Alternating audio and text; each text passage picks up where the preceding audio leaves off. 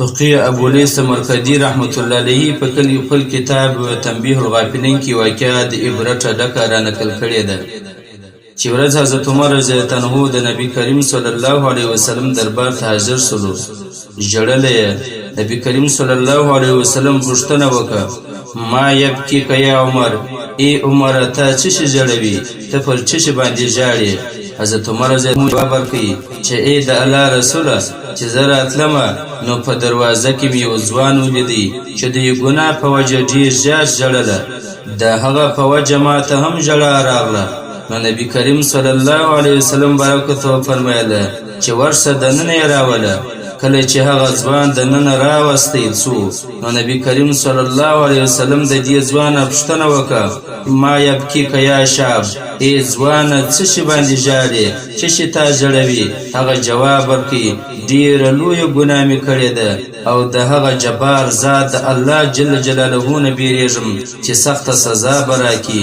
نبی کریم صلی الله علیه وسلم مبارک پوښتنه جن کوي اشرکت بالله یا شاب، ای ځوانه تا د الله جل جلاله سره شریک نیولی دی؟ هغه ویل نه چې د الله سره مې شریک هم نه دی نیولی. بیا نبی کریم صلی الله علیه وسلم مبارک پوښتنه کوي اقتلت نفسا بغیر حق، آیا تا په ناحقه څوک وژلی دی، په ناحقه دې څوک قتل کړی دی؟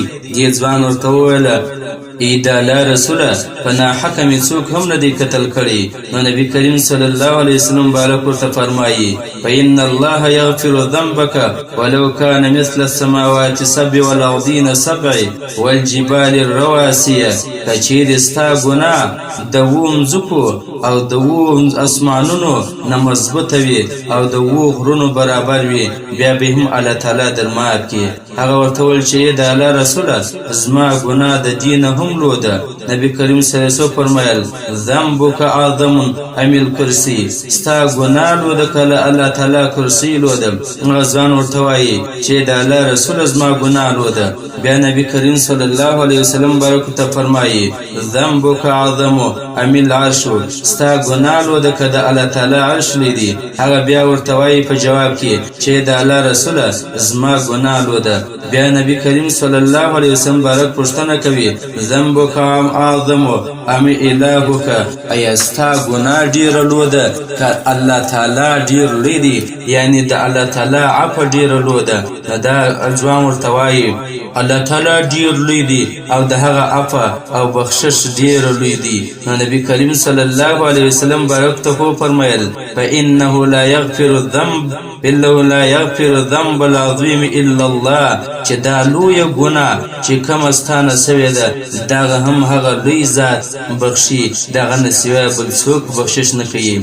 ای ځوانه دا راته ووایه چې تا کومه ګناه کړې ده چې ته دومره غټه معلومیږي، تا ته دومره درنه معلومیږي؟ هغه ځوان ورته وایي چې د الله رسوله ستا نه حیا راځي، ستا نه شرمیږم او زه تا ته نسم ویلی. نبی کریم صلی الله علیه وسلم بارک ورته وفرمیل خیر دی ته راته ووایه چې تا کومه ګناه کړې ده. نو دغه ځوان شروع شو چې ای د الله رسوله د اوو کالو راهیسته ما د کفنانو کار شروع کړی دی، یعنی د خلکو نه کفنان باسم، کله چې خلک څوک مړ شي زه ورشم کفن جې وباسم او بیا دا کفن خرڅومه.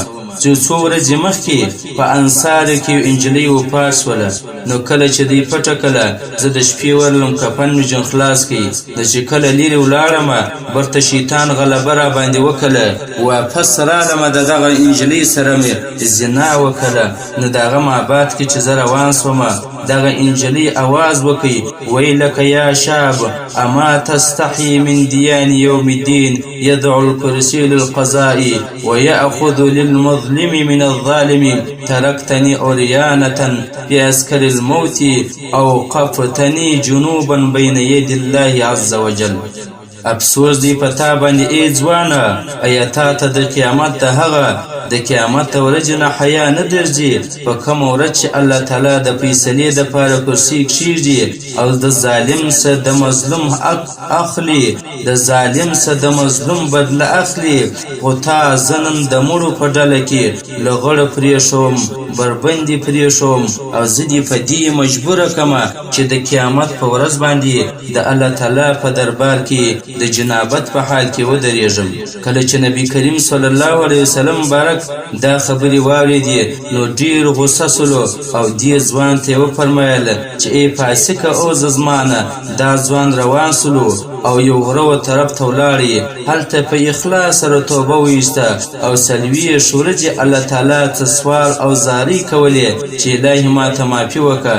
کله چې څلوېښتمه ورځ پوره شوله نو د دعا وکړه چې ای د آدم علیه السلام ای د حوا بیبي ربه که چېرته تا زما توبه قبله کړې وي نو د دې پیغمبر محمد صلی الله علیه وسلم مبارک او د هغه ملګرو ته دغه زما د توبې خبر وکړه نو بیا که چیرې تا نه ده قبله کړې نو د اسمانه یو اور نازل که په هغه اور باندې ما وسوځه لیکن د آخرت عذابه څه ما ته نجات راکړه. بل طرف ته حضرت جبرائیل علیه السلام نبی کریم صلی الله علیه وسلم ته رالی او سلام یې ووایي او عرض یې وکړي چې ای د الله رسوله په تاسو باندې الله سلام وایي. نبی کریم صلی الله علیه وسلم ډېر ښکلی جواب ورکړي. بیا حضرت جبرائیل علیه السلام عرض وکړي چې ای د الله رسوله الله تعالی فرمایي انت خلقت الخلق ایا دا مخلوق تا پیدا کړی دی. نبی کریم صلی الله علیه وسلم جواب ورکړي چې نه بلکې زه هم الله پیدا کړیم او دا مخلوق هم الله پیدا کړی دی. نو حضرت جبرائیل علیه السلام دوباره وفرمیل چې د الله چې الله جل جلاله پوښتنه کوي انت ترزقوهم ایا دې مخلوق ته تاسو رزق ورکوئ. نبی کریم صلی الله علیه وسلم جواب ورکړي چې نه بلکې الله ما ته هم رزق راکوي دې مخلوق ته هم الله رزق ورکوي. حضرت جبرائیل علیه السلام په دریم ځل باندې عرض وکړي چې الله تعالی ستانه پوښتنه کوي انت تتوب علیهم ایا تاسو د دې مخلوق توبه قبلوئ. نبی کریم صلی الله علیه وسلم جواب ورکړي چې نه بلکې الله زما او د دې مخلوق توبه قبلوي. آخر کې جبرائیل علیه السلام عرض وکړي چې الله تعالی فرمایي تب علی عبدی فانی تبت علیه ته زما دا بنده معاف که ځکه ما د ده توبه قبوله که ځکه د ما ته ډېرې زارۍ وکړې او په اخلاص یې توبه وایستل.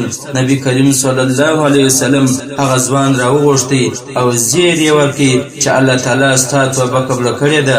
محترمو مسلمانانو تاسو دې ته سوچ وکړئ چې د دې ځوان نه څومره غټه ګناه شوې وه خو ده په اخلاص سره الله تعالی ته توبه وکړله د الله تعالی و طرف ته متوجه سولو.